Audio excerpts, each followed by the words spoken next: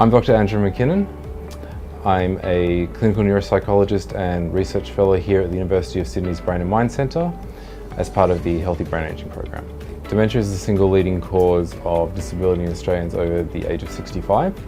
There are around about 500,000 Australians living with dementia, and this is expected to grow exponentially over the next couple of decades, both due to the lack of curative treatment, but also due to our ageing population.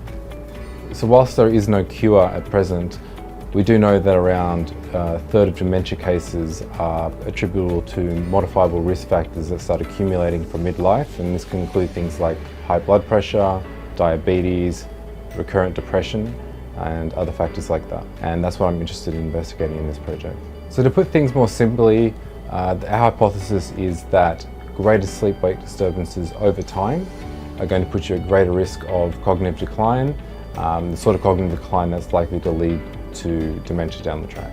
So it's pretty well established that things like amyloid and tau and the accumulation of these in the brain, as well as the accumulation of risk factors, leads to a 6 times increased risk of developing dementia in the future. When I'm talking about sleep-wake disturbances, these can take many different forms.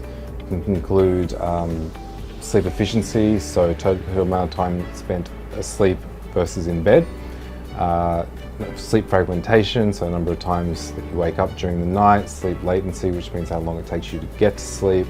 Shifts in circadian rhythms, so misalignment of sleep periods.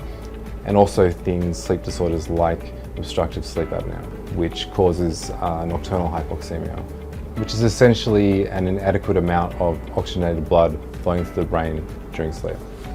So this project is looking to assess whether greater sleep-wake disturbances at time point number 1 is associated with greater accumulation of things like tau, amyloid, these brain changes, these risk factors.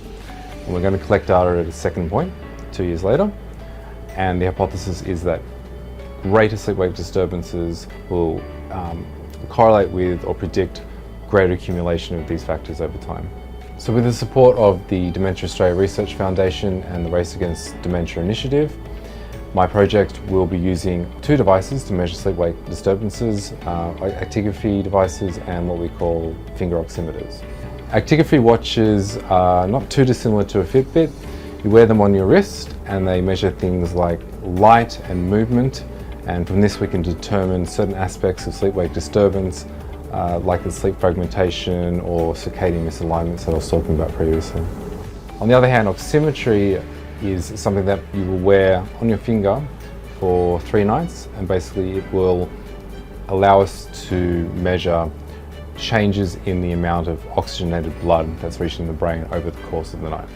I feel like it's a real privilege to be one of the 2 inaugural Australian recipients of this conjoined fellowship. I'm also really excited because this allows me for the first time to drive my own study, my own program, because the reason why I really like working in this area is if we can establish sleep-wake disturbances to be another known and recognised modifiable risk factor for dementia, this will have the flow-on effect of physicians routinely screening for these types of disorders or disturbances earlier in life, therefore reducing the likelihood that people will get the cognitive decline that will put them at further risk of dementia in the future.